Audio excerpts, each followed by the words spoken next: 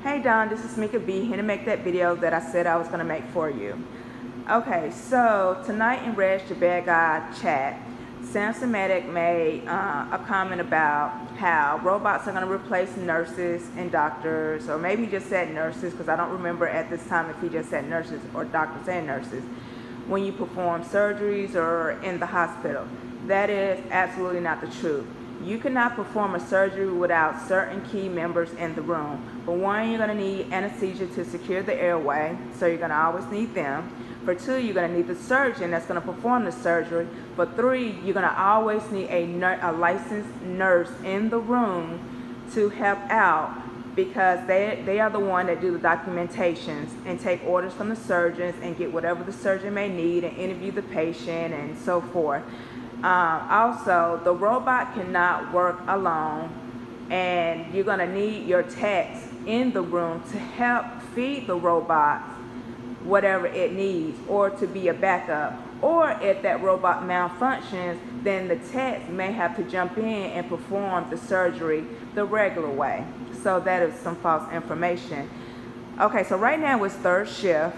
That's why this room looks kind of empty. You don't see any instruments. You don't see the bed made up. Housekeeping has to come in here and clean this room, total the room for surgery. So the first thing we have is the robotic bed. This is a certain kind of bed that's going to pair with the robot. It's totally different from any other bed that we have in here. You can take this bed apart for whatever surgery that you may need. Here's the remote that's going to pair with the Davinci machine. Okay, if you're thinking you're going to see a robot like Robocop, that's not the case. This is the Davinci robot.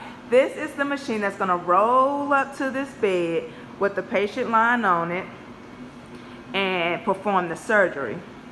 This machine is on wheels.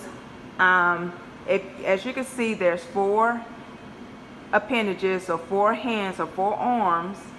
These arms, and because like we're not doing surgery, and even if he was, I couldn't like show you this robot in action.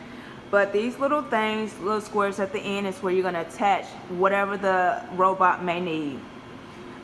This robot is what's going to be digging into the stomach, what's going to be suturing and doing everything that a surgeon and a tech will be doing at the OR bed while the patient is under anesthesia. Here is the back of the machine. Here's the panel.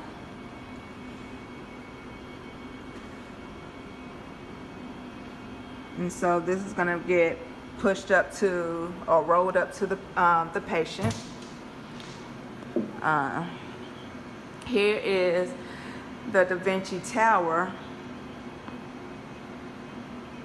And also there's a special team that performs this surgery.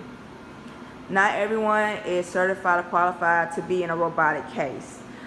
Here is the machine where the doctor sits down and see what's going on while the robot is performing the surgery. He sits at this machine and he looks into this little lens area, and he's seeing everything that's going on inside the belly. And you can see like the little controllers and stuff, the panel, the brakes, the foot pads. This is how he commands the machine and gives the machine its orders. Also, the text and everything, they can see what's going on by this monitor. So here is the robot, and it's going to roll up to this this bed. The cases that you can do. You can do lung recession, you can do belly cases, prostate cases. There's so many different surgeries that we do here with the robotic machine. Literally a whole bunch of big words that you guys pretty much would not like know unless you're in the medical field. But the best way I can describe it is a lot of belly cases, general cases. You can perform some GYN type cases. You can perform certain, well, I call them like the heart doctors because they do like the lungs and stuff like that. So there's a lot of cases that you can do with this robotic case. So that's our robotic room.